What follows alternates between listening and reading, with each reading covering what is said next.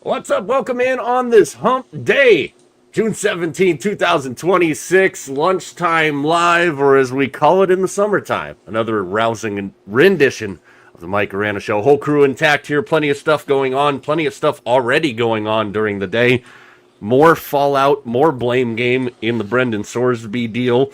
We'll talk about that. We're going to talk about the losing side of the championship rounds, the Knights and the Spurs. It's your turn up, and then all the other shitty teams can come in tomorrow when we talk about free agents, drafts, and whatnot. I am still waiting from 4 o'clock yesterday for Bryce Eldridge to hit a home run for two reasons. Number one, guarantees us a profit on dollar dingers. Number two, it guarantees me slightly more profit than it'll give us on dollar dingers here. The dumbass decision last night to play that game in a rainstorm. We'll get into that, all kinds of stuff. Feel free to follow us on all of our social channels at Mike Arana Show, everywhere but Snapchat, because we're not 12 and Snapchat sucks. Sign up for the newsletter, MikeAranaShow.com/links, once a week, people. It's not that hard. There's plenty of day baseball going on right now. Other day baseball getting ready to start. Shout out to our guy, Billy V, who is in the building downtown Phoenix today to see if Mike Trout can go yard ball on the Diamondbacks for the third consecutive game. And I told him to jack the show up, guys. I told him, hey, it's pregame. We're on before the game starts. Crank that volume up. People are going to go, those three guys are really freaking cool. How do I follow them? Well, hi, Diamondbacks fans. Here we are. Vegas Mac in the middle. How are you on this fine hump day? I'm doing well, thanks, guys. Yeah, and just got my 4 screens going. I got some baseball. We got some exciting soccer, right? You know, soccer's been kind of exciting.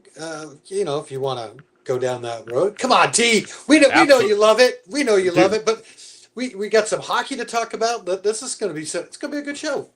Absolutely going to talk about it because what I saw yesterday on the pitch. See, I'm getting into it so much that I'm starting to use some of the terms, T, and in like 4 weeks, then I'm going to forget all of them and have to re-remember them again last year. But you want to talk about tremendous athletes performing on the biggest stage at their highest capabilities. That was your day yesterday in the World Cup. It was fascinating stuff. And the coolest thing for me is this whole concept of grass on some of these NFL stadium fields that can't be grown during the regular season. How are you? And welcome back into the fold, TJ. I went a little Vegas Mac there. Holy smokes. I'm like, what the hell is going on? Championship hangover. It happens. I too am kind of flummoxed by this grass indoors, but we can't do it during the NFL season thing. We've got 2 teams that do it pretty effectively. Why can't everybody do it? Should be a requirement. But, dude, Mbappe and Messi both had freaking fantastic, phenomenal days yesterday. Yeah, it was ridiculous. And then like the midday performance from Foxborough. The scenes in Boston have been ridiculous. And I thought I had seen everything until this morning I found out that the Tartan Army, if you will, literally drank the Sam Adams Brewery out of Boston Lager because they weren't expecting the crowds that they got there and the carnage that happened. I mean, the scenes have been great. I think it's been fun to watch. Take away all the bullshit politics and everything else that comes in with FIFA, like the poor sap that had to go around to 61,146 seats at Gillette Stadium with a little piece of blue tape about this big and cover up the Gillette Stadium logo. Like, FIFA is so up their own ass, it's unbelievable. But what's happening on the actual pitch has been a hell of a lot of fun to watch. Mac and I talked about it a little bit yesterday, T. Honest assessment here. How much of the World Cup have you dabbled in so far? I watched Friday's game, and that was it. Fair statement, I think, for a lot of people. I think it was – I wanted to see – with all of this nonsense that the U.S. has been going through the past 2 years with the coaching change and the roster flip, how they came out, and they came out like freaking gangbusters. So I'm actually kind of sort of looking forward to catching Friday's match. Yeah, that should be a wild scene up in Seattle on Friday's match as the U.S. takes on Australia in their second game of pool play. New York's going to be quite the place, and if you've been paying attention here, I hope you have, because we're going to get to golf picks because the U.S. Open starts tomorrow. There's been a lot of chatter coming out, Mac. I don't know if you've seen this today. I just caught it right before we started here. And kind of an interesting note that Scottie Scheffler went into last year's U.S. Open at plus 275 to win the tournament. You could find as high as this morning Scottie Scheffler at plus 550 for this year's Open. Do you think, Mac, that has something to do with the carnage we are expecting, which we got more word on that today from the powers that be there, or do you think it's the way Scottie's played this year? Which one would you attest the plus 550 to?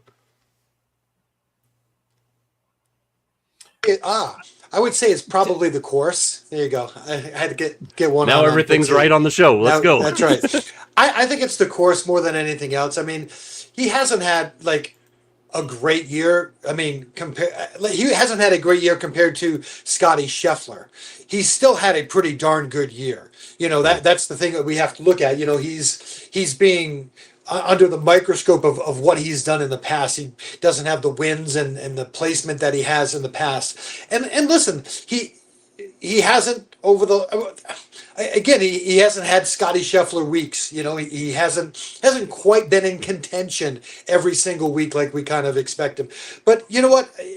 Again, part of it is, you know, everyone knows that he's going for the Scottie Slam, so there's pressure on him, and you know, you don't need extra pressure at a U.S. Open at all, and it's going to be there. He's said all the right things. He said, you know, that's not what I'm about, and I believe him. He's really not. He's that kind of guy.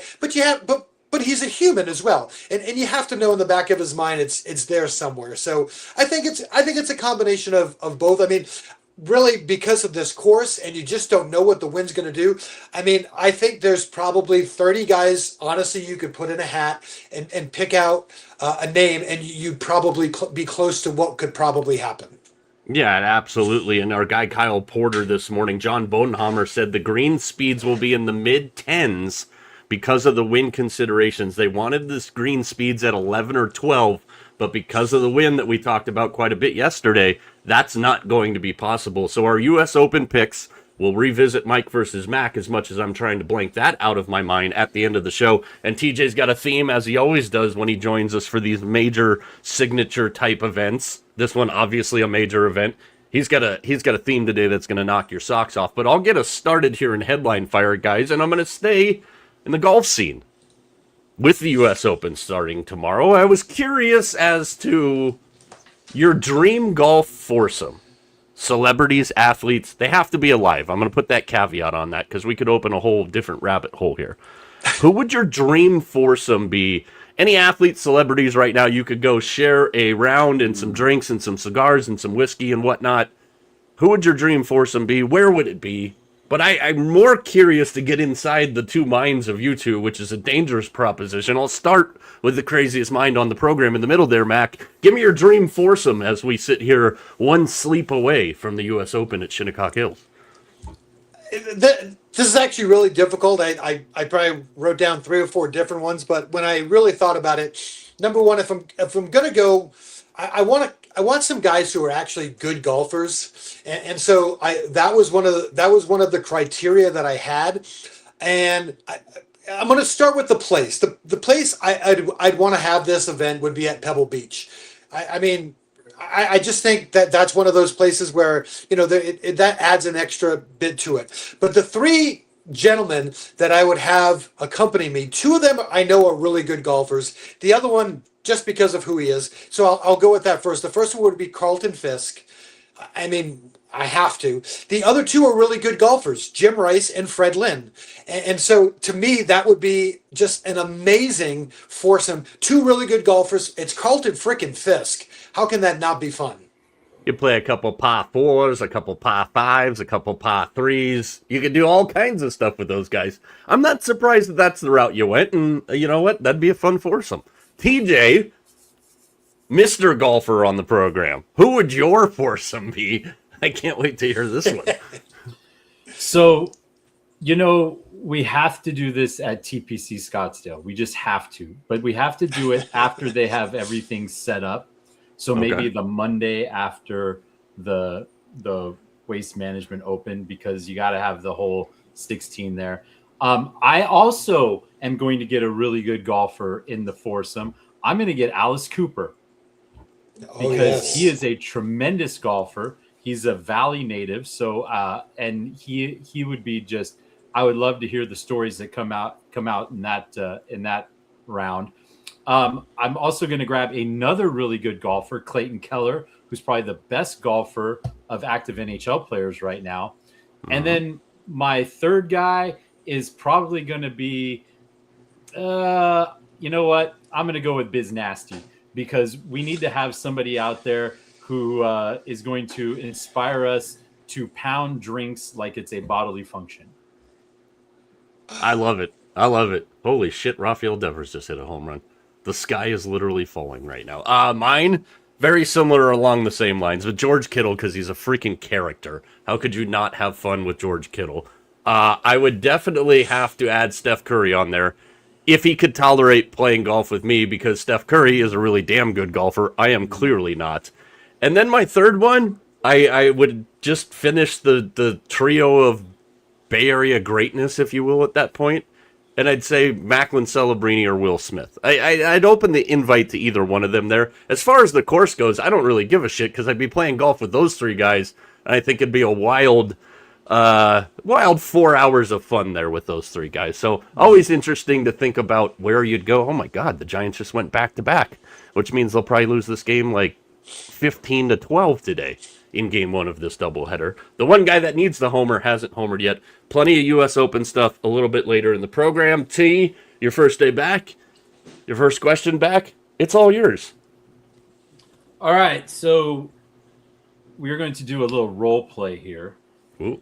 You are the general manager of the New York Jets, whose quarterback room features one washed-up Geno Smith and a bunch of guys who, well, I mean, at least you'll get one good game out of Geno Smith, game one. After that, you're probably not going to get anything else. But you've got Geno Smith. You've got, Brady Cook, I think. John Holmes, who I don't even know. What is the highest draft pick you are willing to offer in the supplemental draft for one Brendan Sorsby? Yeah, and this story keeps getting weirder and weirder, and we talked about it obviously yesterday. We posted about it this morning. This is my GM hat, by the way, because Mac always says I need my GM hat. I finally remembered to grab a hat just in case I had to be GM today. So, listen, I've heard a lot. I've seen some people say some things. A couple of comments that we got. Mac called him a first-round talent yesterday and thinks that somebody will take a chance on him. I think that remains to be seen, but I really wanted to dive today to go, okay, let me try and comp him to a current NFL quarterback. And the one guy's name that kept coming up to me is this. I look like an idiot. Jackson Dart. But the difference is I think Jackson Dart can throw the deep ball better than Brendan Sorsby can. And that's where I get a little nervous about Sorsby, amongst everything else that would make you nervous. And I know situation dependent, as you just listed the cast of characters, if you will, in that quarterback room there, but dude, I don't know honestly if it's worth it to me to go any higher than a fourth round draft pick on him. And I'd have a hard time even giving up a fourth for him, because we see great players drafted in the third, fourth, and fifth rounds. I mean, obviously that's where the bulk of the draft happens. So for me, I don't think, and especially because of how this process works, you take your worst teams, you take your teams that just missed the playoffs, and then the playoff teams, if two bids are there, the worst team last year gets them. I don't know even if I'm the Jets, if I could come to terms going any higher than fourth, despite the talent that you pointed out yesterday, Mac. I mean, I don't really. I look at it this way, and I said it yesterday. I mean, where would he go in the draft? If he was in this past year's draft, or if he was in next year's draft, where would he be? He would be somewhere around a second, probably a third round draft pick. So again, if I don't, if you think he's good enough, if you've done your homework and you think he's good enough, and you were going to take him in a second round, then I don't. Why not give up a second round pick for him? I mean, I don't have a problem with that if you think he's that good. I mean, I again, that's the thing. I think each team, obviously, it kind of depends. I don't think in this situation you'd want to.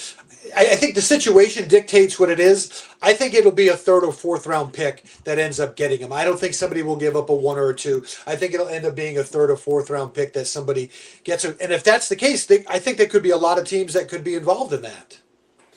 Okay, so let me ask you guys this then, because this is another thing that's come out a lot, and and again, we know the NFL doesn't take a liking to people that bet, especially on their own sport, very well here. At what point do enough GMs kind of get together, and competitive integrity of the game is the question here, and it's not worth the risk one bit whatsoever? Oh, but Mike, here's my problem, Mike. Have you read the headlines the last couple of days? There's freaking NFL players getting arrested for everything. I mean, it's every day there's another NFL player getting arrested for something, and so yeah, I understand it's betting, but I don't want to say there are worse things that you can do, but there are worse things that you can do. I mean, listen, he's going to go into a situation where I mean, if he's stupid enough to do this again, then he's not going to be in the league. The NFL's given all these clowns all kinds of second and third, fourth and fifth chances. I mean, you can tell the season's ramping up because every day there's a new rap sheet on somebody doing something stupid. And so this is just one more thing that somebody did that was stupid. I don't. They can take their integrity and shove it up their ass because they talk out of two sides of their mouth because they can't even keep their own backyard clean. So the way that I understand the supplemental draft to work is the first group is teams with 6 wins or less, right? Mm-hmm. So there were 10 teams with 6 wins or less last year. And as I go through this list, I mean, Cleveland's got every other quarterback in the league, but with the exception of the Jets and the Cardinals, I think every other team on this list has their starter, right? You got Washington, you got Dallas, you got the Saints, the Cincinnati, even Tennessee has their guy, right? So I don't think the competition is going to be that much for Sorsby if anybody's willing to take a flyer on him. The Jets have 3 first-round picks next year. So I think for the Jets, it's if you take a flyer on him for a third or even a second, I don't think that's too much of a bad thing because of those 3 firsts that you have. Someone who might sneak in there, Sorsby needs a support system, obviously, because he needs to make sure that he doesn't make these mistakes again. The Kansas City Chiefs. Mm-hmm. The Kansas City Chiefs would be one of those teams that may, as the process goes on, they may put an offer in there, and it may be, I wouldn't be surprised to see them try and steal somebody like Sorsby.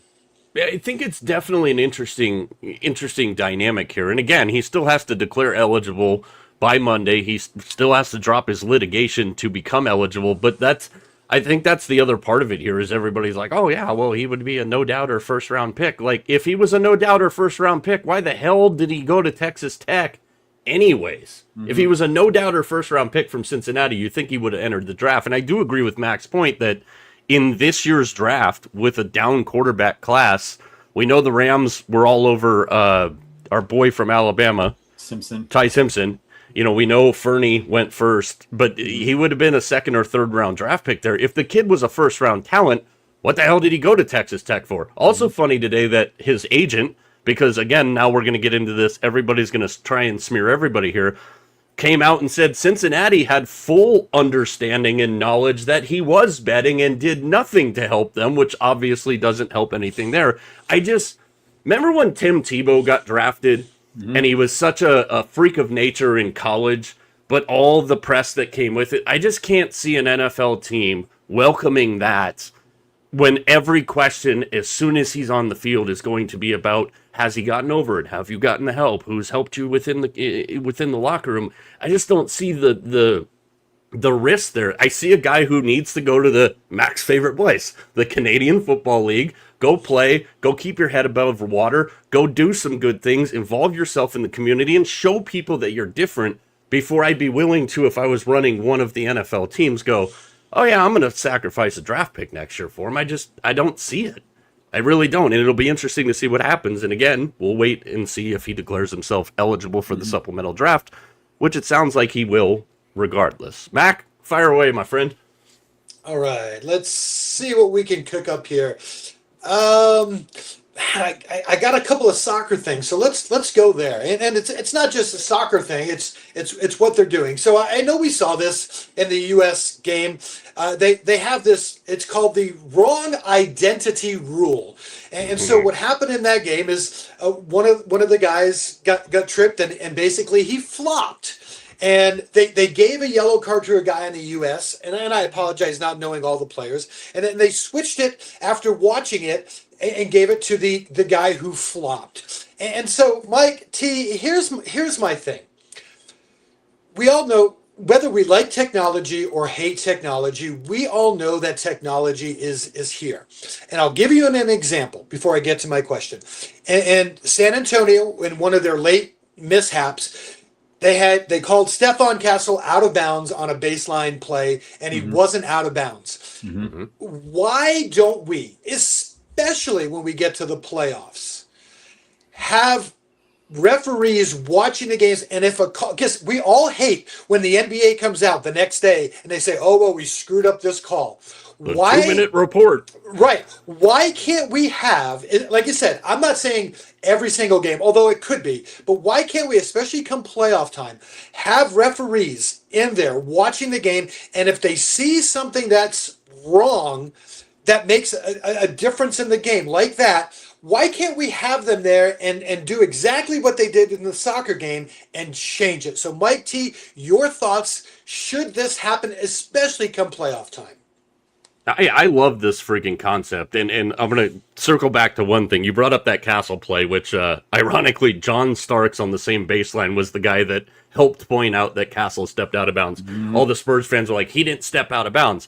You wouldn't have wanted that play to go to review, because if you remember how that play ended, Josh Hart took an elbow to his throat trying to defend the baseline there. I think there's zero excuse, and there's a lot of things that I think the other sports can learn from the World Cup. Not the FIFA bullshit, but some of this stuff. I think it'd be great. Adam Silver, I hope you're paying attention, because your league has a flopping problem, much like soccer, that would be perfect. And we see this a little bit in hockey in some forms, but not to that level where we're looking at embellishment penalties, T. But I think there's zero excuse for the NBA at the minimum to go, hey, we can integrate this into our product and it'll make the game better. Sorry about your luck, Oklahoma City Thunder. No, I think this is a good rule. I think it is an opportunity so when we started doing this whole instant replay challenge bull crap, which is a pain in the ass to deal with, it was supposed to prevent things like what Mac talked about with, calls that are made that aren't correct, like obvious calls. But it's morphed into this thing where like everything, with the exception of like a couple of items, is able to be challenged. And we spent a ton of time just waiting, trying to get everything absolutely right. I think there's a place for the human element in officiating games like we see it in baseball. I'm glad that it's not an automatic ball and strike right now, that you still have to, I saw it last night a couple of times. Very strategic by the A's, didn't help them out. But I like the human element of this. That being said, when a penalty is called on somebody who is not the offending party, that needs to be corrected ASAP. Because, and let's just use basketball as an example, right? What if let's say it was a foul on a player and that's their sixth foul. What if it's Stephon Castle that gets his sixth foul at a critical point in a game? Well, now we got a whole mess of things that are wrong if Castle is disqualified erroneously. So I love this rule. I think it's great. But yes, I think let's go back to one other thing. The flopping is just, oh my gosh. Like there were so many snipers in the stadium on Friday night. Like holy smokes. It is incredible. Absolutely incredible. Yeah, it's a horrible look for the league. And then, I mean, another horrible look for the league is when Sam Presti comes out and goes, SGA is always going to have a sixth offender. The people on Twitch, shut up. Tell your guy to stay on his effing feet. Erroneous. It's such a good word, too. Well done. Bonus points for you there. If I was Reali here, I'd tap the thing for using erroneous effectively. Well done. Was it you that sent the video? Somebody sent me the video of all of the times that SGA flopped in the San Antonio Spurs series. I think it was 47 times. Yeah. Like, are you serious? You're the MVP and you're doing this? That is a horrible. It's horror awful, and every other word that we're going to make up and use today. Feel free to comment along if you're watching along. That's why we do this at the beginning here. This is thought-provoking stuff we all think about and we want to say. That's what we're doing here. Like this one, guys. Shohei Ohtani. Maybe you've heard of him. He entered the week at minus 1,600 to win National League MVP. Entering the week, he only led in one offensive category, on-base percentage. I have a theory as to why he's minus 1,600 to win NL MVP. But I wanted to ask you guys first and see if maybe I was crazy before I actually said it out loud, which I'm going to anyways, because minus 1,600, it's over. Stop the fight at this point.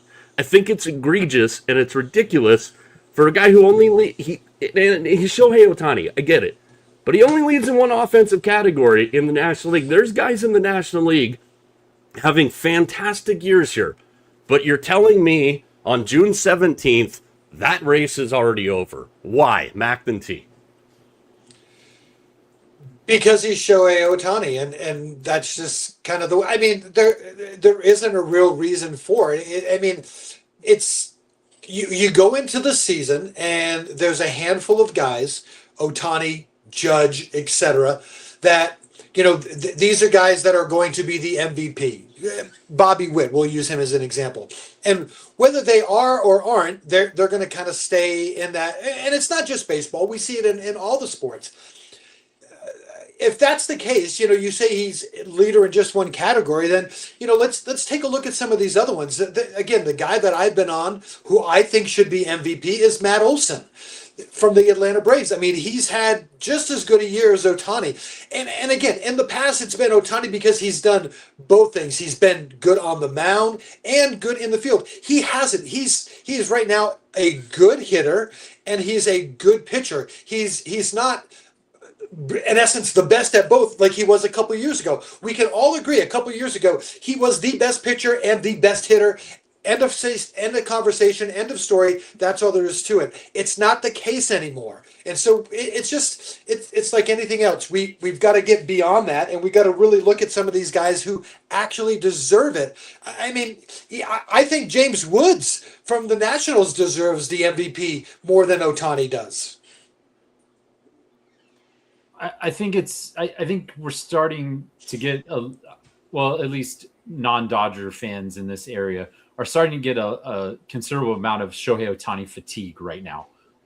It's and you see it in every league, right? You see it in the NHL, everybody's like, Connor McDavid should be the MVP every single year because he's the best player. Connor McDavid hasn't won shit. So, it's hard for me to say, I mean, like, yeah, he's a great player, but when your team is not winning things, it's hard to make you an MVP. Now, that being said, Ohtani's team is winning, so that makes a difference. And I think you're right, Mac. I think it's because he's such a unicorn and does both. He's good at both of his jobs. He's good at hitting and good at throwing off the mound. But yeah, dude, like there are so many. there are so many people who are more deserving. Like Pete Crow Armstrong, who is now up to plus 1,300. He was at plus 4,900 last week. Like Pete Crow Armstrong had a fantastic game the other night. Never mind the fact that he got picked off after the single. That was so good, dude. But he's had a fantastic year, but his team's not in the playoff race right now. Like they're just not that great. French. So I think that's why you're seeing Ohtani at minus 1,600. I agree. I think Woods had a great year. I think I'm surprised that Olsen, I'm looking right now. Olsen's still plus 900. That's a freaking crime, dude. That team is far and away the best team in the National League. Yeah, and I get it. He is a unicorn. I understand that. But here's my problem with it. Then why don't we just have a separate category? Because okay, he's minus 1,600 to win the NL MVP because he pitches and he hits. I mean, what's the point then? It should not be a market that's offered. It shouldn't be a conversation then. If you're going to give him MVP because he pitches and hits, then what the hell is the point of having either category in the National League is my problem with it. Like minus 1,600? That's ridiculous for just because he pitches too. Then hell, let's make Adam Frazier the damn American League MVP. He's finally come around. It's like the students at the beginning of the quarter, when the new quarter starts, they all think they start with an A, and they're all wrong. You don't start with an A. You don't have a grade. It's a zero, and my point is this. It's kind of like Shohei Ohtani. It's like he started the year with an A and hasn't gone down enough, and nobody else has caught up to him. It's not the way it starts. At the beginning of the year, it's a new year. Everybody's on a level playing surface, and you have to evaluate what they're doing as an individual. It's silly. But again, it's not just baseball. It's every sport. Every MVP's like that. I take that as a personal attack. That was the only time I actually had A's when I was in school there. So you're crushing my parade here, if you will. Sorry. TJ, fire away while I recollect my thoughts. Okay. You know what? I'm going to give both of you guys $100 of my money. What two teams are you betting on to reach or win the NBA Finals next year? $100, my money. Ooh. Do I get 100 on each team, or do I have to split the 100? I'll give you 100 on each. Wow, TJ's feeling generous today, Mac. Yeah, I'll tell you.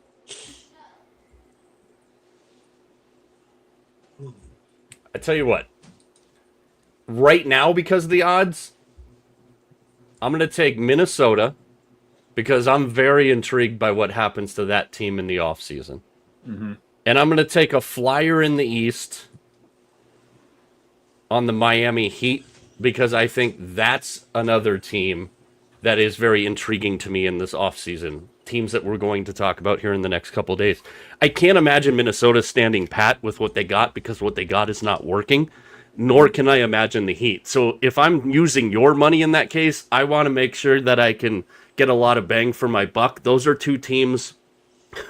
I said buck. I wonder how that applies to either one of those two teams. A certain buck. But I'm going to look at those two teams because of where their odds are right now. Mac, before you guess, I just want you to know there's pressure on this because there's an expectation here. So just so you know. Well, listen, since it's not my money, I'm going to take a couple of flyers, not the Philadelphia Flyers, but I'm going to take a couple of flyers, and I'm going to go like this. I'm going to go in the West. I'm going to go with the Portland Trailblazers. I like what they did at the end of this year. I mean, they were moving in the right direction. I don't think I'm far off. I think, again, they can do some stuff in the offseason. So I'm going to go the Portland Trailblazers versus, I really don't know in the East. I'm going to say the Detroit Pistons figure it out. So I get the Pistons and the Trailblazers in the finals. That, I would think that I'd do pretty well with that. I do kind of like your call on the Blazers there because we all forget Zero's coming back next year. And what he has left coming back off of an injury that a lot of guys struggle to come back with, they're very intriguing. They just need a coach now, and their cheap-ass owner, who probably won't even pay attention to them for at least the next 3 weeks because he's going to be drunk on the shores of Carolina somewhere with his other team right now. that's an interesting situation. But I do like the Blazers there. That was one that I didn't Thanks, think man. about. I'll take Dame more time, points. baby. You know what? Yeah. You Dame know time. what? That was such a good response. Why don't you ask the next question? Well, don't you want to hear mine? Don't you want to yeah, hear It's mine? your sure. money. Yeah, I don't care what you do with your money. Go for it. I think that in the West, I think it's the Golden State Warriors. And I'm not saying that to curry favor with anybody on this panel, Curry but favor. Curry. But I think they've got one more run left in them. And I wouldn't be surprised if they make a play for a certain buck in this offseason. So I would take the Warriors right now. I'm looking, they're plus 2,500 right now. I would take them in a second. I don't think the Warriors want to go out the way that they went out. In the East, I'm going to go with the Indiana Pacers. It's another very good pick. And I'm going with that. I mean, Tyrese should be back and ready to go. But the Pacers, I think they're a sleeper. I noticed that none of us picked any of the participants that were in this year's final. And I think the Knicks, as great as this story was, I think it was lightning in a bottle. And I don't see them getting nearly as far next year as they did this year. The Spurs are the only team that I would pick. Like, if I wanted to actually win something, the Spurs would be probably my pick, because I think this is going to be a huge lesson for them.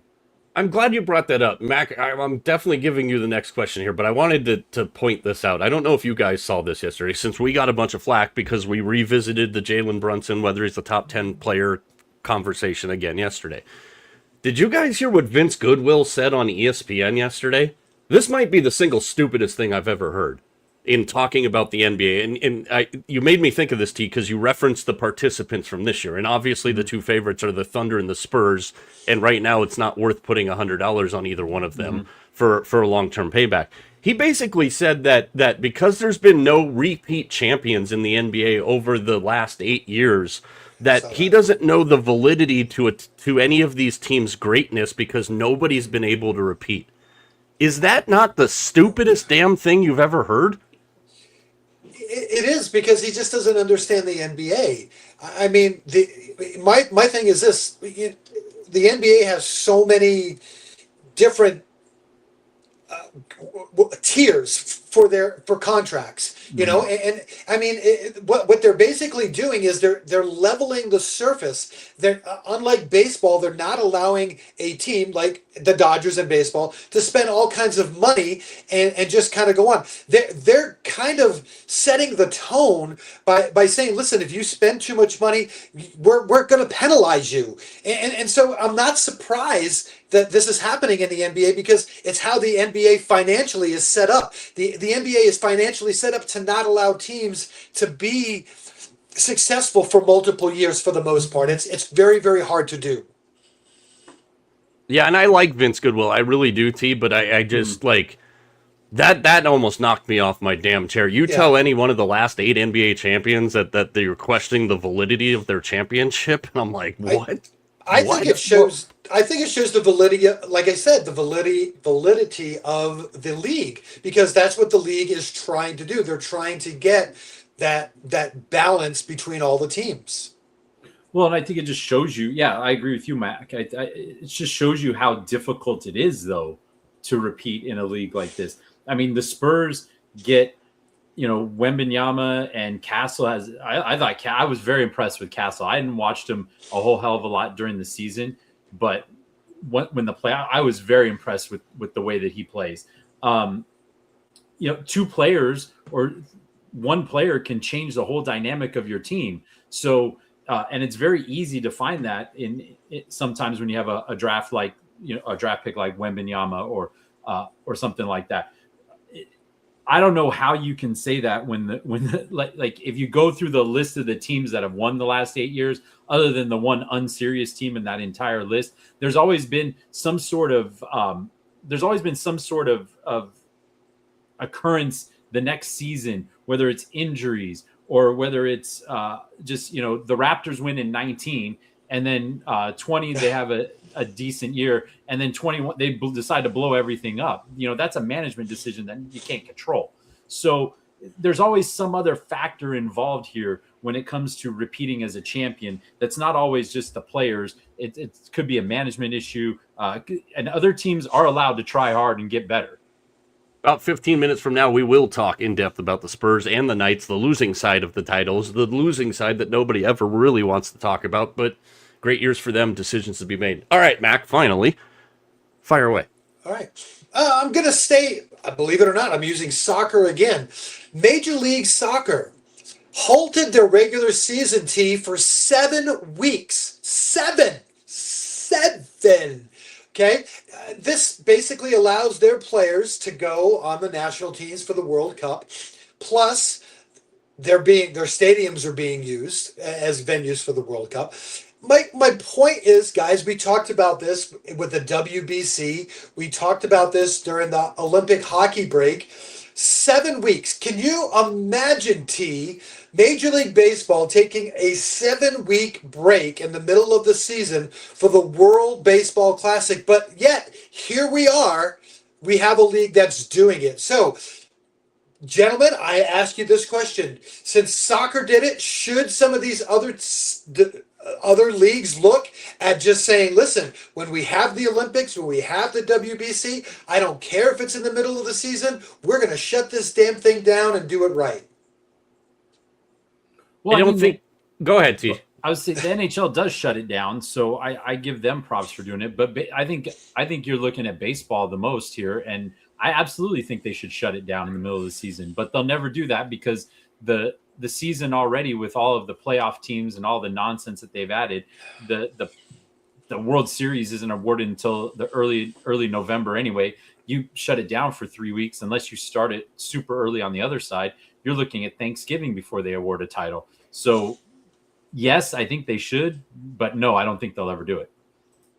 Yeah, no, and I agree with you there, but I think the other thing for me is I don't, and I know what most people are going to say here. Well, they are comparable. They are every 4 years. I think that the World Cup is a completely different scale than the World. I think the World Baseball Classic hopes when it grows up it could be the World Cup on that kind of scale. So I think I don't think they're very comparable there. We talked ad nauseum with the World Baseball Classic at the beginning of the year when it came in, how it does affect the season and everything else, and you know, all the stuff that's going on in baseball. And maybe they do come out of this and go, hey, the tournament can't take as long as it friggin' does. We can't go 7 weeks off, but you know, we can extend the All-Star break and turn it into 3 weeks for the World Baseball. I think you can do it, and I think those are some of the things that baseball, if they do not get to labor peace and we do miss next season, that they're going to have to look at doing with the Olympics coming up, for example. Like, there's things that they're going to have to do to try and bring people back if they lock us all out, especially with all the young talent in the game. But I think that's the biggest thing, is the World Baseball Classic is trying to be the World Cup, and they're nowhere close. But again, and that's why I was bringing it up, because, you know, we had that conversation about baseball and the Olympics. When the Olympics happen here in the next couple of years, it's going to be obviously during baseball season. We're not going to get at least from the United States, well, for most places, not going to get the best players. What if we shut it down for 4 weeks and just said, hey, listen, let's let our game shine? I hope we don't, because they're using Dodger Stadium for the Olympics when it's in Los Angeles. Send the Dodgers on a freaking month-long road trip and tell them to deal with life. Like, let's just do that. Let's even the playing field, I guess. Whatever we can do. I think you got to shut it down, but it's like, I don't know what that would look like, and that I think is the thing is the season is bloody long enough as it is. So what does that look like? Like, did MLS cut those 7 games out of the schedule? Which I wouldn't be surprised if they did, because if you know, MLS is going to a fall to spring schedule next fall, 27. So next spring, they're playing an abbreviated schedule. Then they're taking the summer off, and then they're going to the fall to spring. So I don't know if you reduce the number of baseball games from 162 to say 150. I don't know what it looks like. Mm-hmm. So T, to answer your question, I just pulled it up. It said that they did not cut games for the schedule. They implemented a 7-week pause to accommodate for the World Cup, But it does not say that they cut any. It says they did not cut games. So I they're going to for, play those 7 games. So the players are going to have to play probably 2 games a week for a while. I mean, I don't know. If it works for them, then great. Fair point there. It's the best home run hitting park in all of the big leagues Why don't they statistically. why don't they move it to Oklahoma City like they're doing with the softball? That'd be fine. Yeah, I forgot about that MLS shifting to the fall to spring thing. That is a ballsy move to go head up with college football and the NFL there. I'm interested to see how that whole thing plays out. T, you're now up. All right, so we're about 6 weeks away from the Major League Baseball trade deadline, and things are starting to come out about players who may be headed to different places. But there was a story about the executives who are under the most pressure to make a move this year. I would ask you guys, which front office must make a move at this deadline? Like, which guy needs to save his job the most? And the correct answer is not Perry Manasian, who can do anything he wants and is not going to save his job because his team sucks. Yeah, that's a very good point on our boy Perry there. Jed Hoyer.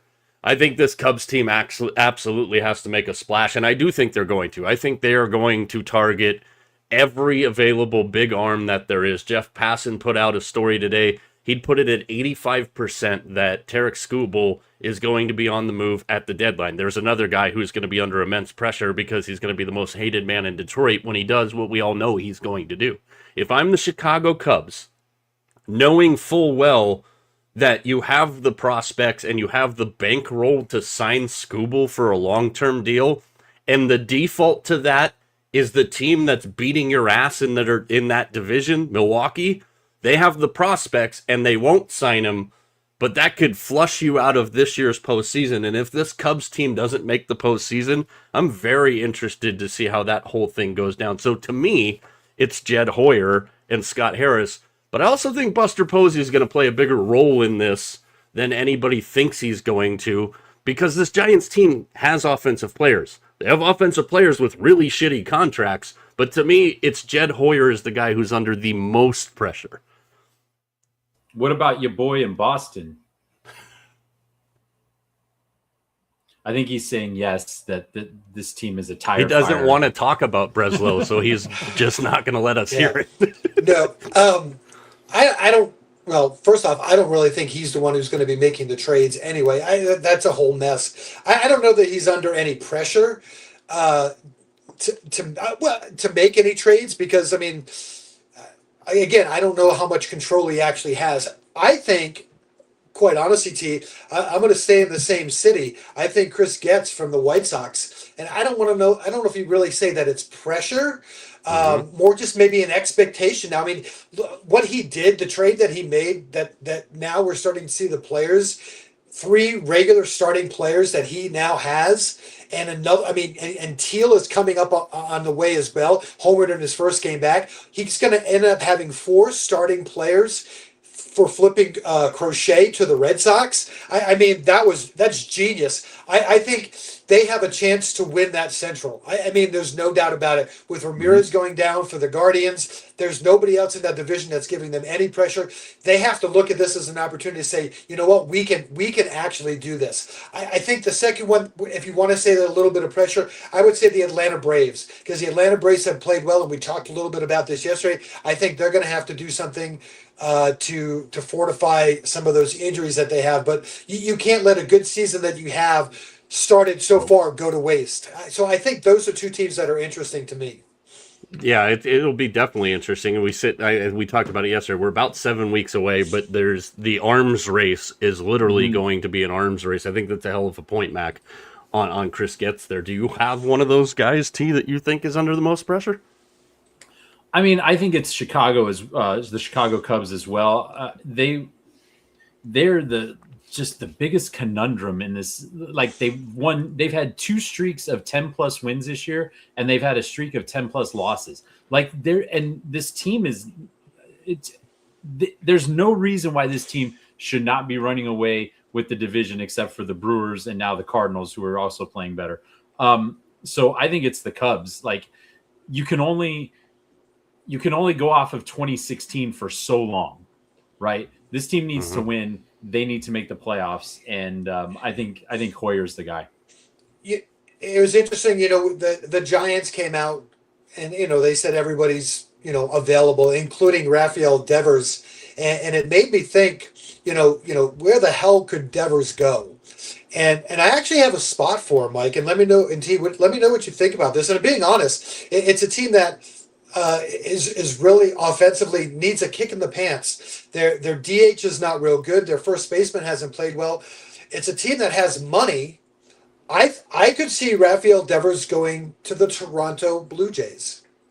I very much see that as a possibility. Another team that I kind of thought of, but there's no place for him in those same lines, is a team that recently there's a lot of smoke behind people thinking there's good value to the Orioles winning the American League. The problem with the Orioles is you don't really have anywhere to put Rafael Devers, and what are you going to give up for him? I'm interested to see if they are able to move off of Devers, the Giants, how much the team taking Devers on tries to make the Giants eat of that horrible contract that he has for what he's produced. But I think at this point, we've just reached we just passed the 162 games in a Giants uniform for Devers. And you can clearly see that he's not the same hitter in the National League that he was in the American League. Yeah. No. And again, I think that spot in Toronto would be good for him. If you look at his OPS as a DH versus in the field, he's 841 versus 662. They could put him as the DH. Don't have to move Vladdy. Again, they have George Springer as their DH now. Mm-hmm. Springer had a good year last year, but I would take Devers over Springer. Well, and I think Springer is in the last year of his deal. Believe you're right there, yeah. So that would make it even more enticing, because then you have somebody that you can just slide right in, and you could let Springer walk if you need to. Offensively, I mean, it's funny, OPS, if you just shuffle the letters around there, most San Francisco fans would tell you what he's been offensively if you can pick up what I'm putting down there. Bottom of the hour here, we're going to get into the losing side for both the Spurs and the Knights. But I'm having fun with this, so we're going to go one more round around the tree here.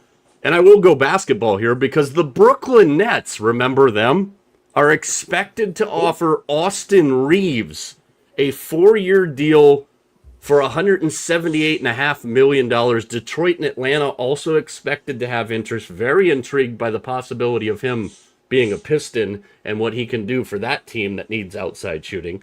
Do you think he leaves LA? Because obviously LA can pay him more than anybody else can. Do you think he wants out of the Los Angeles circus, which might be moving the biggest circus piece of that just slightly up the coast? Maybe not for $1 if you can pick up what I'm putting down there. Do you think Reeves leaves Los Angeles? Because he does play really good with Luka Doncic.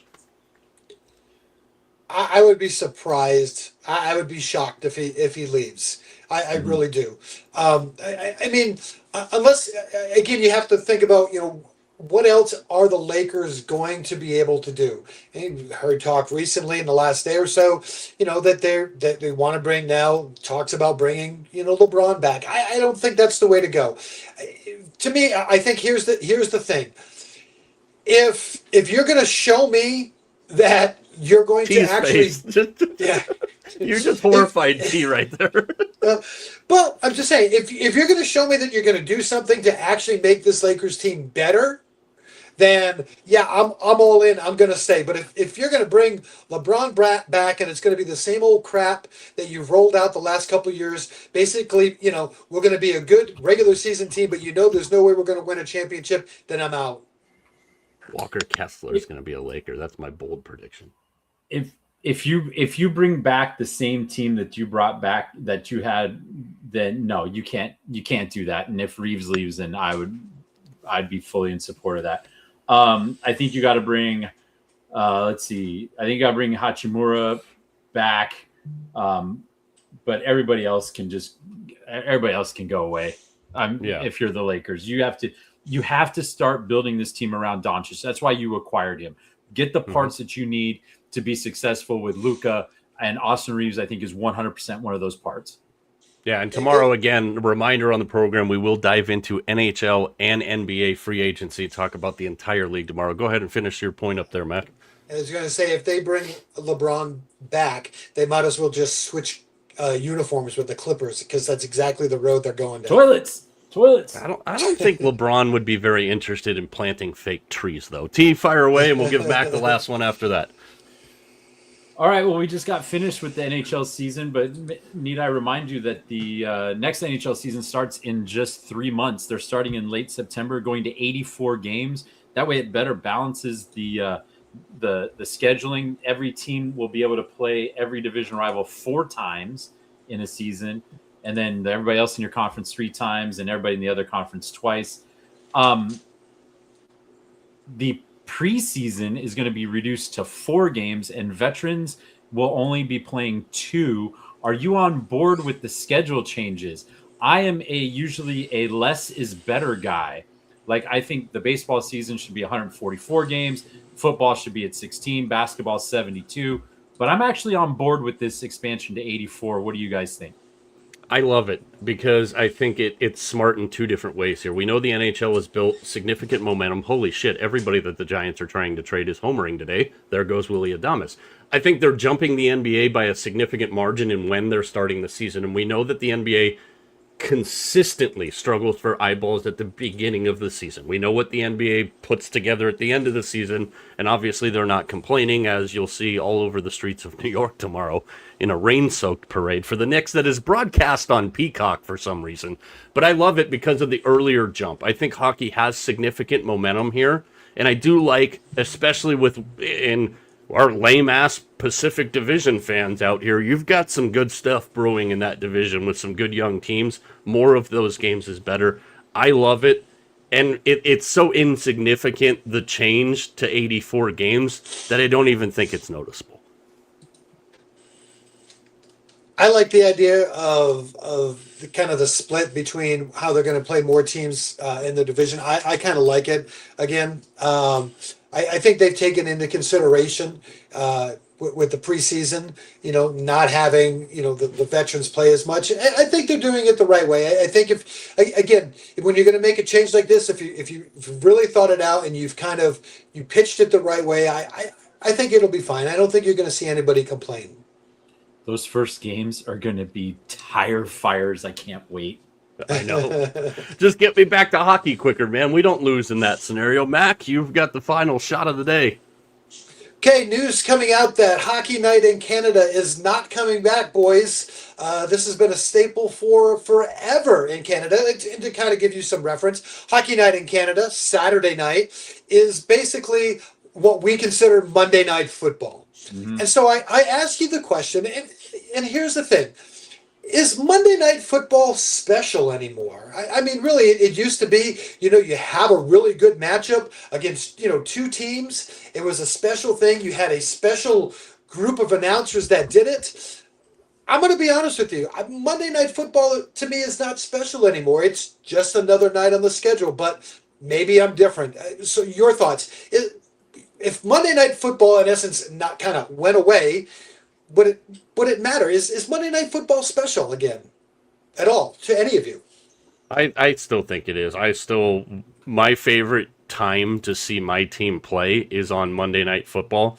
I think 2 things are going to happen with Monday Night Football this year. Number 1, we got rid of that stupid doubleheader bullshit on Monday Night Football that should have never been there in the first place. And when you go through the schedule, I think very selectively this year, the NFL put a little more time and effort into the Monday night schedule. I get more fired up when the Niners are playing on Monday Night Football than when they play on any other night of the week. It's still the biggest thing. It's still the biggest thing that I grew up on as far as football went. As far as not having Hockey Night in Canada, that sucks because it's been a staple for so long. Mm-hmm. But TV contracts are TV contracts, and this isn't going to be the first time we see something like this happen that sucks. I think it sucks there, but to me, Monday Night Football is still the time you want to be on. I agree. I think the players still get a little bit jacked up to play on Monday Night Football. I'm glad they got rid of the doubleheader, though. I think I think that made it less special. Like when there was only just a standalone game, that's when it's the best. I was even okay with them moving the time from 6 o'clock to 5:20. I think that's better because that 9 o'clock start on the East Coast is brutal, especially if you're kids, right? If you have kids and you want them to watch the game with you, that 9 o'clock start's brutal. But the more days that they play football on, the less special it gets. You know, it used to be just Sundays and Mondays, and that was the peak time when Monday Night Football was at its best. And now you've got Thursday, you got Fridays, you got Wednesday. Like the more days you add to this calendar that they play games on, Monday night loses a little luster. Mm-hmm. Yeah, I'd agree with that. Mac, Mr. Anti-Monday Night, apparently. I'm not. Why, what's your reason for it, though? Does it follow those lines too many days? Yeah, I mean, I really do. I mean, now you have a Thursday night game. You have a Saturday. You have some Saturday. I mean, I think. Again, showing my age, it used to be special. You'd get a special matchup. You know, It was a rivalry matchup. It was a game that kind of was meaningful. And I just think too many times the games aren't a meaningful game. It's and again, I get what they're trying to do. They want to give teams exposure. But to me, like Mike, I think you said it right. It was like, it was special when your team was on Monday Night Football. I don't know that that's the case anymore because it's just, think about the last couple of years, the crap ass games that we've had on Monday night. It's not a special thing. It used to be like, for really, really good matchups, and I just don't see that anymore. Yeah, and I'm going through the schedule here, and I'm in like week 9. By the way, when you click through the NFL schedule here, and I know we're a ways away from the NFL season, obviously, but that new Tennessee logo looks freaking sharp as hell when you're going through the schedule right there. But, like, you've got Atlanta and New Orleans. I think it's week 4 or week 5. Obviously, that one's not a big needle mover. I do question a little bit the Denver-Kansas City opener without Patrick Mahomes. But I get that rivalry, and I get how the Broncos are on the come up there. And it is week 1, so I get that. There's always, with as many weeks as we have, you're going to get a couple of stinkers in there. But I think if you go start to finish on this year's Monday Night Football schedule, you can tell that they really kind of put an emphasis on making it better than it has been. And, oh, by the way, who's the host of Monday Night Football who has the Super Bowl? They weren't going to give ESPN a shitty Monday Night Football schedule this year with them and ABC having the Super Bowl. So, good stuff today, guys. How about we talk about losers right now?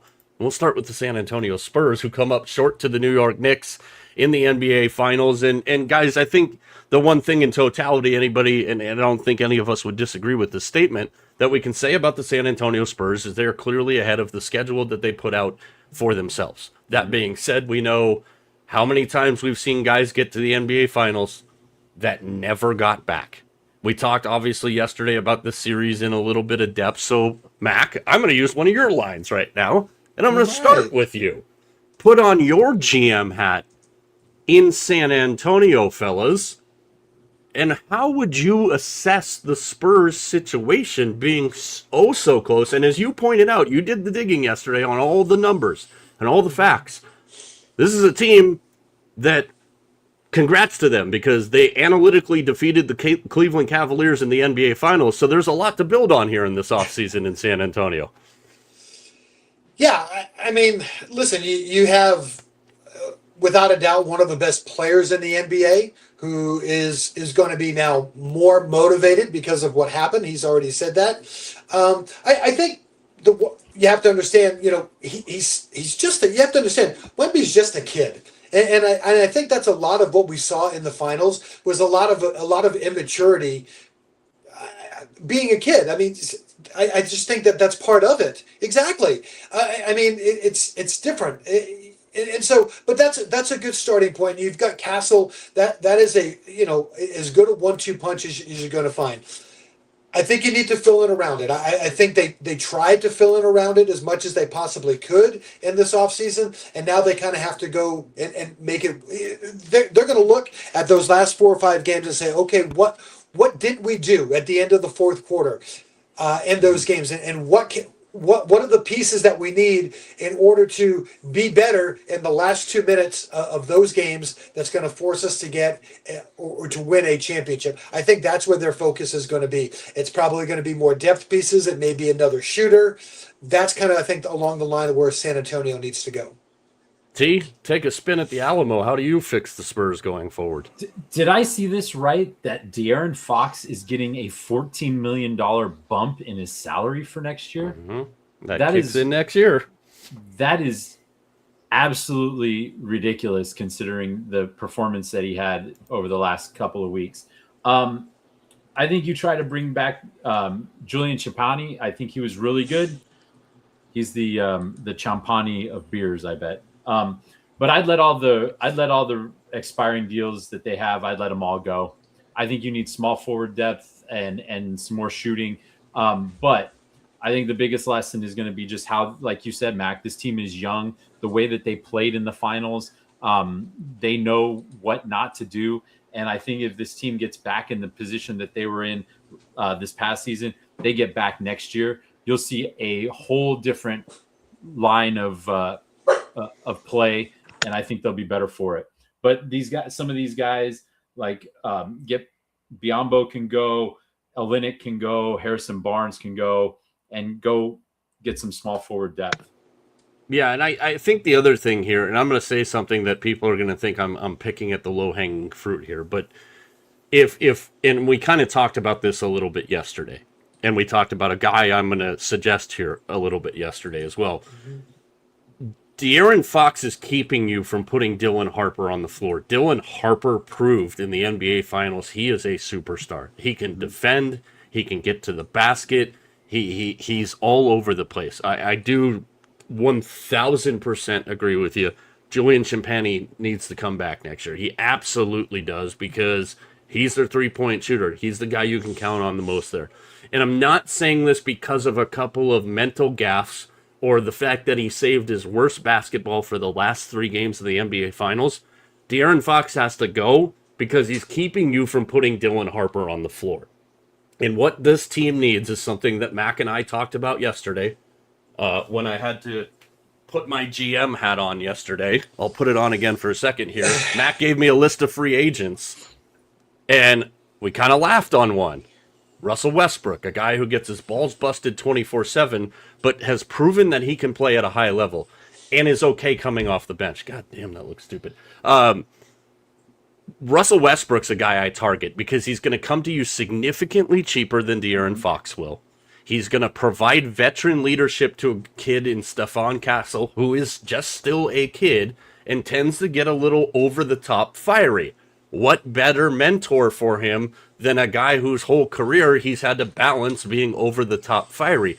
De'Aaron Fox doesn't need to go because he had a couple mental gaffes. De'Aaron Fox needs to go because he keeps what I think is one of the better young players in the entire NBA in Dylan Harper from being a starter next year. And Westbrook just fits so perfectly because he's fine coming off the bench. They would love Russell Westbrook in San Antonio. Plus, I think they'd love Russell Westbrook in San Antonio because it's kind of an up you to Oklahoma City, who is their closest direct rival to getting back to the finals. Do we have to do everything for everybody here? I don't think they're far off, but we also know how hard it is to get back. And that's the thing that I'm kind of fascinated with, a team that has forever done such a good job at developing young players. Your objective is how in the hell do we get Dylan Harper on the floor as much as we possibly can? You let that marinate for a second here. Yeah.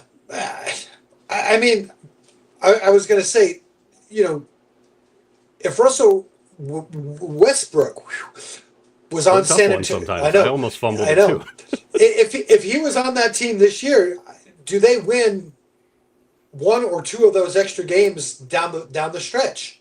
I mean, I would say maybe. I mean, they just might have. I mean, and you know, and here's the thing: as fans, the one thing that we always I got a great idea in the stupid way my brain works. Finish and I'll say it. Listen, as fans, we always want the big move, right?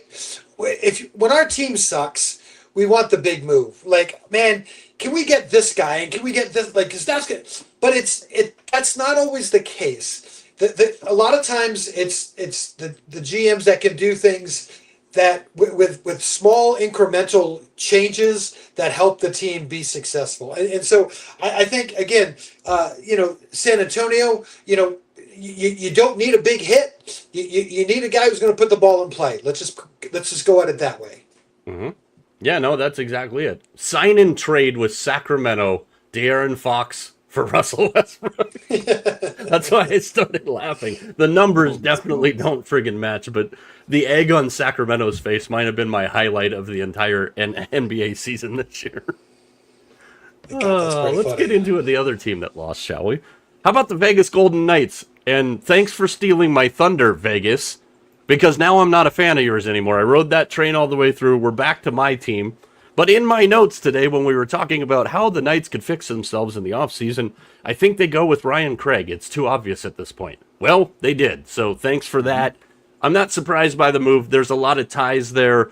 Craig has been around and in that organization with the Henderson, what are they, the Silver Knights, I think? Silver Knights. Yeah, so there you go. That tie. So they make that move today after announcing John Tortorella is not coming back. They're going to enter year 10, which is still mind-blowing next season. We'll go T then Mac on this one. You're handling what's going on in Las Vegas. Seemingly, that window is very wide open, and they proved that despite being just dreadful ass all regular season here. Where's the first kind of way you go to address the Knights going forward in year 10? Still mind-blowing to say that.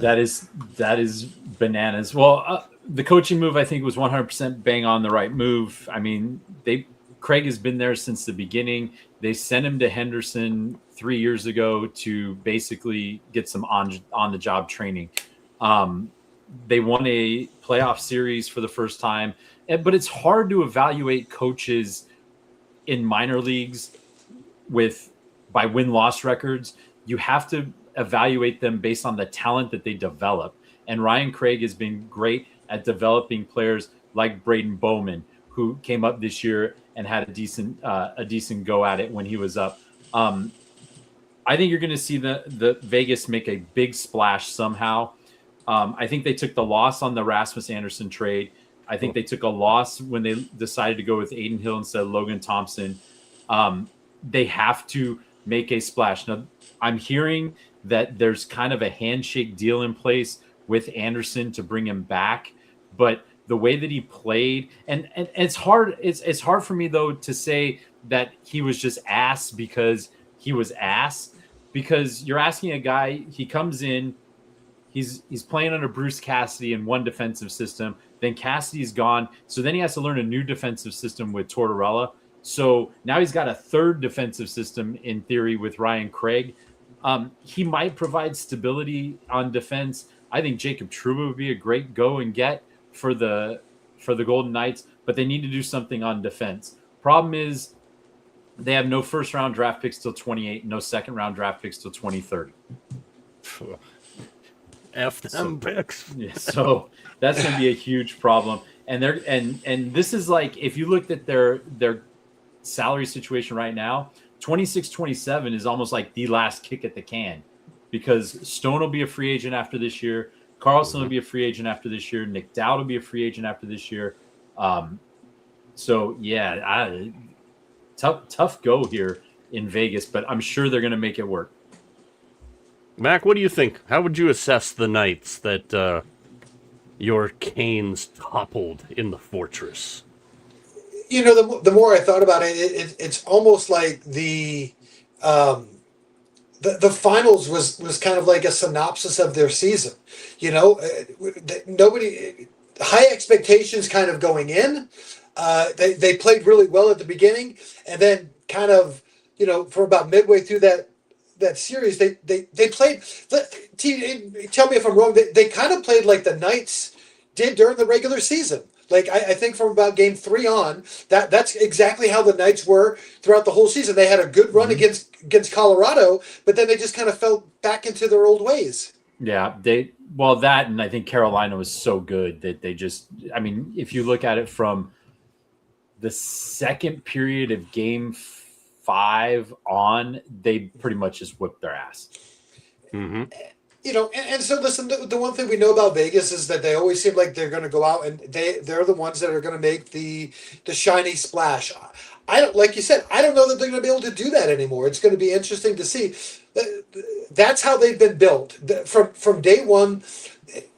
And I don't mean this in a negative way, but it's almost like Vegas has been playing with fool's gold for these 9 years. They really have. They were set up by the NHL to be successful right away. They really have, and they've gone and made all these great deals with all these great players, and I think all of a sudden it's starting to catch up with them a little bit. You're really on that setup for success plan. You're with the telling Knights, aren't me you? they weren't set up for success. Not their fault that some of these teams were stupid and didn't protect players that they should have protected.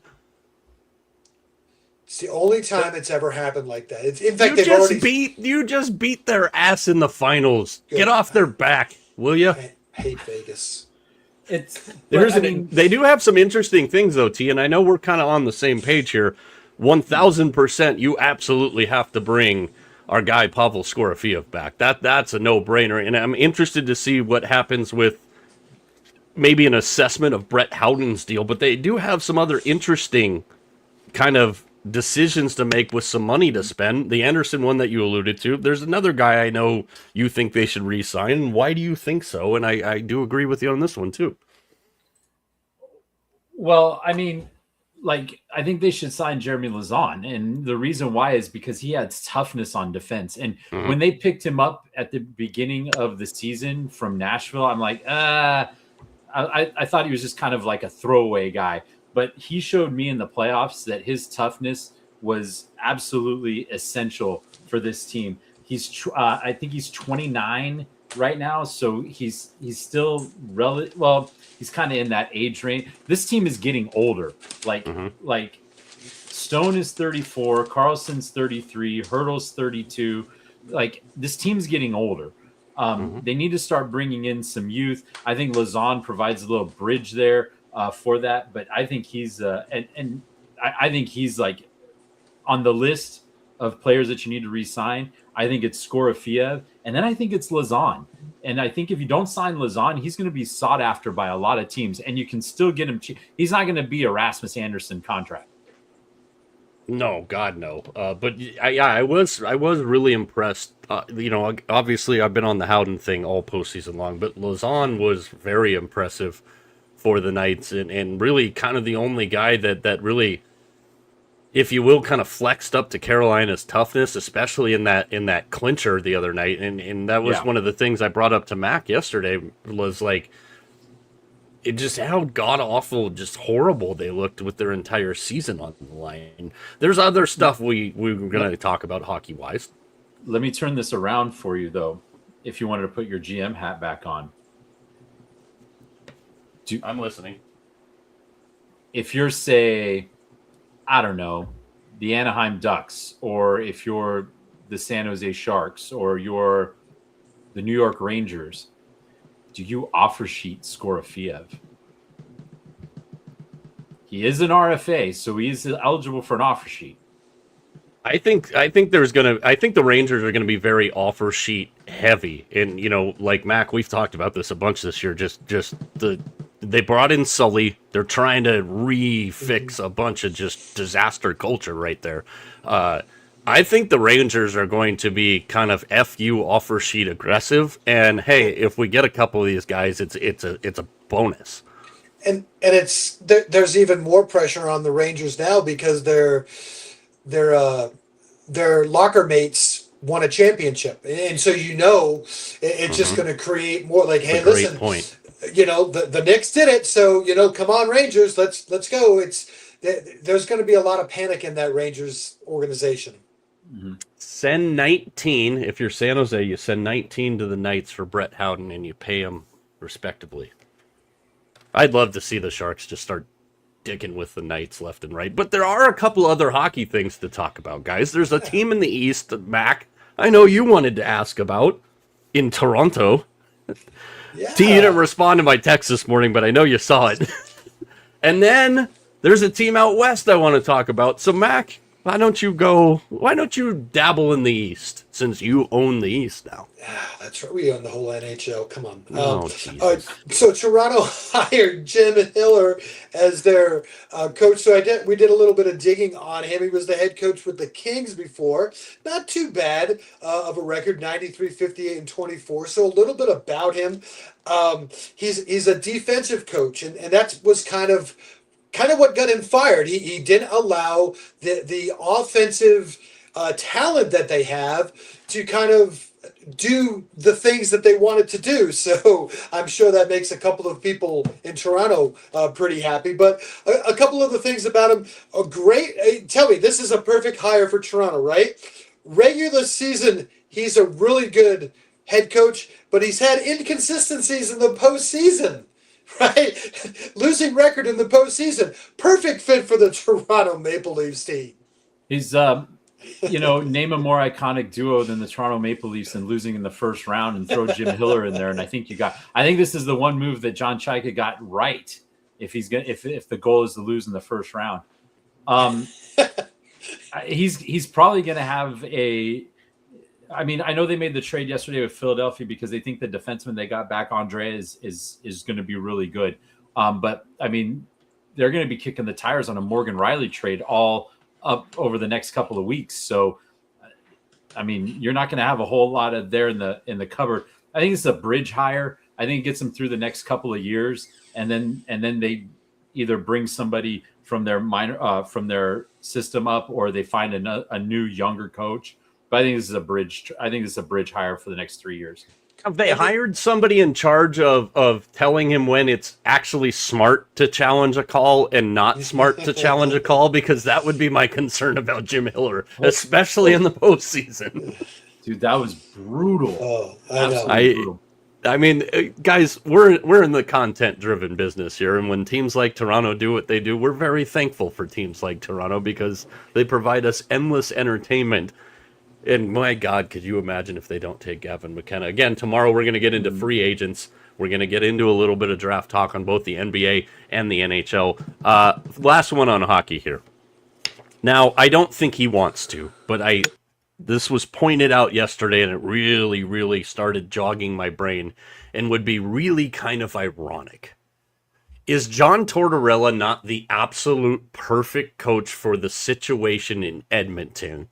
Is my first question. The supplementary part of that is, do you think he still wants to coach? Because to me, a tough-minded coach who doesn't play games and like to bullshit with the media is exactly what Edmonton really is missing, and might be the only way you can keep Connor McDavid north of the border here. Am I crazy for thinking that? I'm going to say, no, you're not crazy. Yes, I think he's a great 2 to 3 year solution. And yes, I think he wants to coach still. What an FU.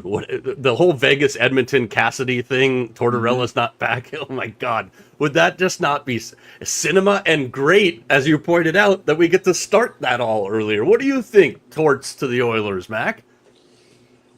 I don't know. He definitely is somebody that you've got to have a veteran team and a team that is, a step away from getting to contention and Stanley Cup contenders. And so that does check off the boxes. But, he's just, I mean, I don't know. I'm not calling the players on Edmonton soft. But I just don't know. I don't know that would be the fit. I just don't. I don't know what the fit is. I'm not saying I have an answer. I just don't see that. I don't know. I don't think that would be a good situation. I think that there's too much gas already on that whole situation. I think he would just.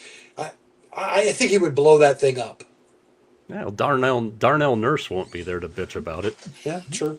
Yeah, I mean. Well, he would be like, between him and Bouchard, like that defense was a tire fire in the playoffs. Like, right. They were bad. They were bad. Mm-hmm. So I really wonder about the gamesmanship though with this whole Cassidy not letting him talk to Edmonton. You can't really do that with John Tortorella in this case. Like no, he I doesn't have a almost contract. I almost wonder if Edmonton would do it as an FU to Vegas. Like I mean, it's a great FU there because, you know, he could be the guy that in a 2-3 year spot happens. My dream scenario is you put Joe Pavelski up there as a plant, you get him to work McDavid down to San Jose, and then he just up and quits. I mean, we can do that too. Could happen. And there's Mr. Smug prick in the middle there because he runs the hockey world right now. Just he hasn't that smile hasn't come off his face since Sunday night. Have you replaced the carpet that you wore out in the living room yet? Yeah, it's all good. Yeah, we're good. We're good. Let's get into some closing items here on the program. Again, tomorrow we'll get into free agency and the drafts that are going to be here before you know it. Who knows? Maybe John Tortorella will be the new coach of the Edmonton Oilers tomorrow. I'm going to will that into existence. Well, we tried to will the whole Torts wins the cup and then walks off on Vegas, and we got real close. I think this would be a hell of a consolation prize for me. I would absolutely laugh my ass off tomorrow if we saw that. So we've got the U.S. Open. We talked about it a little off the top. It's time to make some freaking picks here. I do have a question for you guys, though, because this one came up. Was posted by the PGA Tour today, and I commented exactly how I would play this hole. But hole 2 at the U.S. Open at Shinnecock is a par 3. Maybe you could play in the grass league. That's right. 252 yards. I ask you guys, what are you hitting on that hole? Because I'll tell you what I said I was going to hit on that hole. 252-yard par 3 in howling friggin' winds, man. That's going to be a sight to see at like 3:45 this morning on the West Coast when it gets started or whatever. Rip it and rip it. Yeah. You going driver? Grip it and rip it. Well, my driver won't go 252. So I would just try and hit it 252. What are you doing there, Mr. Borderline PGA Tour Pro? Yeah, right. I mean, I don't know a lot about the hole. I've seen it out there.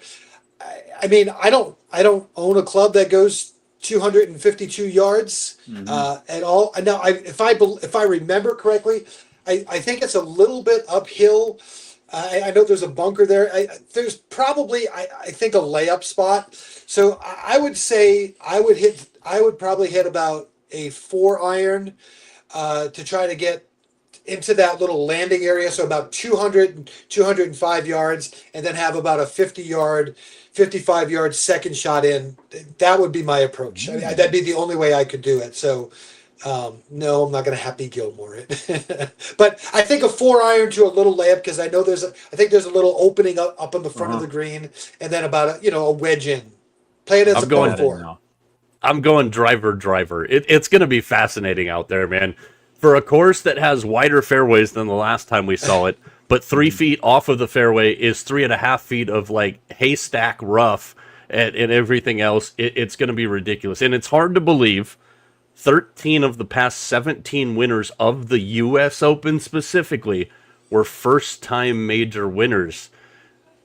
Let me ask you guys, do you think we get a first-time major winner here before we officially pop it, lock it, and drop it with our picks and some of our other best bets? Because I found 2 that I really love outside of my picks. Did we get a first-time major winner in this chaos? I don't think so. I think it's going to, just because of what the score is going to be. I didn't see that. That's okay. Oh, I clicked it too fast here. That's okay. See, I know Happy Gilmore. The problem is with the way I injure myself, I'd be in the hospital with a broken hip, leg, shoulder, cracked skull, everything else. Yeah, I just think we're really looking at, I mean, we normally look at a score to be, +1. Again, I think, as I said yesterday, I think the winning score is going to be around +3, +4. I just think it's going to be somebody who's won before. Yeah, and that was one of the things that Larry brought up from Tom and Marty's when he joined us, when he was talking about it. By the way, if you're looking for the last-minute info, you're looking for the last-minute trying to finish your betting card, you got to go at Tom and Marty's. Go on there, watch the show that he does with Jim Cummings from Sunday night, their first taste. I watched it this morning. Guys do a fantastic job on it. Really laid out the course, the tournament, everything for you. Make sure you check that out. I wouldn't be surprised if we had a first-time winner, but I don't think it's going to be. Yeah, I think we're gonna get some guys in the mix, but this is you have to drive the ball well in this tournament, especially in any U.S. Open. But with the conditions, if they hold up to be the way that they're going to be, you absolutely do. T, I'm gonna let you start. Give us your theme for the United States Open at Shinnecock. Well, this is a huge tournament. We all know that. The U.S. Open's, oh man, it's like with America's 250 this year and all that stuff. It's in New York, like no better place to play it. So I'm picking all non-Americans in my trio this week. All non-Americans. I've got Justin Rose, who has won a major before. I've got Golf Lundgren, who has not but has come close. And then I've got Rory McIlroy, who, I mean, the British blew a 13-colony lead set in 1776. I don't know if Rory's going to get a chance here, but when you talk about are we going to have somebody who's won before, I got Justin Rose and Rory McIlroy as the two that have won before. And then I've got Golf Lundgren just because, you know what, he's just awesome. Oh, that Golf Lundgren one, you're going to hate that at about 9:30 on the West Coast. I have Justin Rose on my card, though. I actually took that a-hole Patrick Reed on my card as well. Not in my Mike versus Mac picks, but, I mean, I think we could force Mac to pick, like, the final three guys in a tee time for the rest of the season, and he'd still beat me by 100. Just in case you're wondering, I haven't looked in a while. The actual score of Mike versus Mac is Mac has a lot, and I have a little. Oof. Yeah, it's kind of like the Colorado Rockies versus the Atlanta Braves right about now. I think it's actually worse. I think I'm worse than the Rockies. It's 234 to 149. Technically, it's 239 to 149 because you've already wrapped up the stage bonus here. But Mike versus Mac, normally in short form in a goofy video, and I'm going to be honest with you, Mac, maybe I've kind of waved the white flag. So let's go Mike versus Mac for the U.S. Open. And you have the tee box because you've had the tee box all year. All right, so listen, no joke. I've saved him. I'm going to use him. The number one player, Scotty Scheffler. We know all about it. Father's Day, trying to get the Scotty Slam. There's no reason to think that he's not going to be in contention. So I'm going with Scotty Scheffler as my winner. And my top 20, a guy who's had surgery at the beginning of the year. He's had a really consistent year, a really good year, and I think we might be surprised, and that's Justin Thomas. So I'm going with him as my top 20 guy, and my top 40 guy, you picked a Cameron. I'm going with a Cameron. I'm going with Cameron Smith. He's always kind of that sneaky special guy, especially when it comes to majors. So Smith, Thomas, Scheffler, that's my three.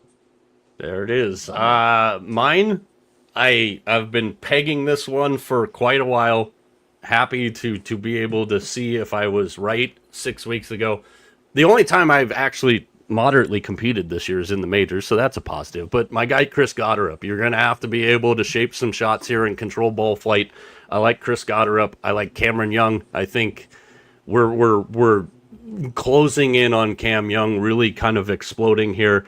And a guy who, outside of an out-of-body experience from Aaron Rai at the PGA Championship, John Rahm would be another guy we'd be talking about banging down the door of a possible, Grand Slam here. I like Rombo here.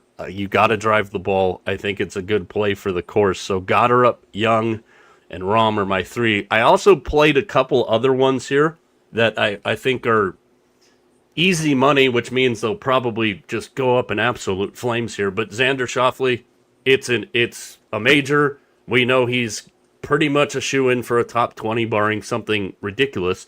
You can still get him to finish T20 at plus 112, which I thought was a little interesting. This one I'm being a little more aggressive on, but it was a guy T actually used last week. Sam Burns, who has been playing ridiculously good golf. He's played great golf in the big moments. I'm going to play him at plus 610 for a top 5 this week as well. So a couple of extra bonus picks there. I'm heavily into this one. I have $12 that I've allowed myself to bet on this that I can still kind of play around with here. I'm open to suggestions, looking for maybe a couple more, but there you go. So that all gets started for us left coasters on the USA Network. And if I remember correctly, Still the a first thing? tee time tomorrow, 3:35 a.m. Woof. Ugh. That is... I'm Good luck getting with too that. old, man, to do these like early wake up marathons, especially tomorrow because we have another show tomorrow, our last show of the week tomorrow. We'll obviously keep everybody up to date as to what's going on.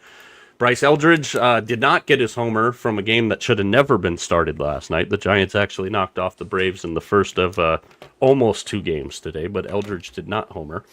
I would like to thank the Miami Marlins, a team that Mac pointed out yesterday, for being hot, for actually showing up today and pounding the Phillies. The Mets actually showed up, pounded the Reds today. So I just need the Dodgers to beat the Rays by 2 runs, and we're off to a good start today. Have a freaking year in the power department. TJ's boy Zach Neto led off the game against the Demonbacks today with a home run in the first inning.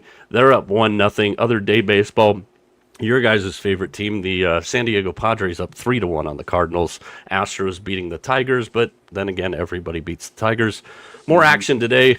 White Sox and Yankees tonight, and I got a feeling that a couple of these games might come up because, of course, we're going to finish the show with some liquid locks today. And I'm actually humored by T's. So, T, I'm going to let you start with your liquid locks because I have a supplemental question for one of your liquid locks today. Okay. Carlos Rodon over 6.5 strikeouts. I'm getting on that Mac train now. I like it. I should Dude, is that number right? I should have looked for like 6.5 outs. I got that off of DK earlier. Not a sponsor, but it's okay if you want to be. Rodon's averaging almost 10 Ks per 9 innings, and he's had 7 strikeouts in 3 of his last 4 starts. And then my other one. And then? Oh, you guys spent freaking 20 minutes talking about soccer. So Asia Wilson of your defending champion Las Vegas Aces over 9.5 rebounds. Now, if it was Angel Reese, it would be over 9.5 rebounds. But it's Asia Wilson. So we're going over 9.5 rebounds. In her last 2 games, she has had 14 and 12. I'm sorry. In 3 of her last 5 games, she has gone over 10. So in the last game, she only had 5, but 3 of the last 5 over 10 rebounds. So there you go. I wonder if we can get a market on me bounds. I dabbled into the WNBA for the first time in the season last night. They're playing I think they call it the Commissioner's Cup right now. The Toronto Tempo and Caitlin Clark's Indiana Fever, and I had the Fever to win by 8.5, which they easily did, and I had Clark for 25 points, and of course, she finished at 21, so shove it up my ass there, and I don't know if I'll be going back to the WNBA anytime soon. Boy, there's going to be more games next year, so you'll be able to do that. See, they up their schedule. That's tremendous. Hey, I'm not gonna lie. I enjoy when we get to the doldrums of the summer, especially maybe because I'm a Giants fan. I'll turn on some WNBA because it's way better than watching the friggin' Giants play. Mac, give me some liquid locks for tonight, which I'm sure will involve a lot of math because there's pitchers on the mound. All right. Well, we're going to go to the new home of the Scottish Football Club, the Fenway Park. They're playing the Toronto Blue Jays. I don't expect them to win. However, Max Scherzer is on the mound. This is not the old Mad Max that we know. Mad Max is coming in with a record of 1-4, ERA of 10.23. Ladies and gentlemen, I'm going to take Ceddanne Rafaela with 3+ runs, hits, and RBIs. Red Sox might be able to score against somebody like that. And then T, you're going to love this one. I'm going to a place that's That's going to be one of the hotbeds here in the next couple of days. We know the USA is going to be playing up in Seattle. The Orioles are playing up in Seattle. But I am going with George Kirby over 6.5 strikeouts against the Baltimore Orioles. 6.5 strikeouts, a popular number today. Yes. I actually, on not one of my liquid locks, but I did play your boy Ceddanne Rafaela for 2 total bases tonight against There you go. bad arm Scherzer there. Hey, the Dodgers finally got a run. I can't believe I have to root for them, but I like money more than I hate the Dodgers. Interesting games tonight. Guardians and Brewers, Cubs and Rockies. That's been a what the hell is going on kind of series. And the Pirates can't get out of their own way, and they're Yeah.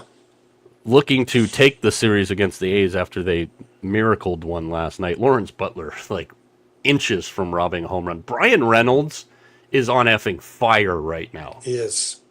But as far as what I'm going to put my name behind for Liquid Locks today, the guy we talked about yesterday, a matchup I just mentioned, the Brewers against the Guardians. I'm going with Jackson Churio at plus 119 for 2 total bases tonight.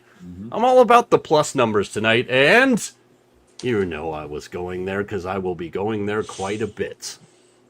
We're going to go to the World Cup. We're going to jump on the pitch, so your son's going to appreciate this one, Mac, because he is all over it, as you told us yesterday.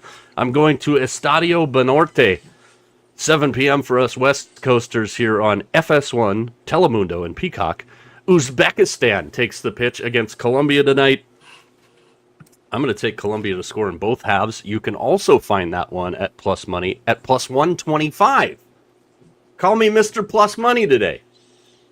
Call I'm pissed you. off that that Giants game was allowed to start last night. That was horse shit. Screwed us out of a Bryce Eldridge home run. Who do I send my agree. complaint into? Bobby Mans. Yeah, I'm sure he's got me blocked by this point. Any final words from you on this fine hump day, T? Man, I hope Colombia comes through. You know, they're only minus 300 against the great soccer power that is Uzbekistan. So That's why you go for both halves there. We're going for that's- Colombian domination. that should be a good one.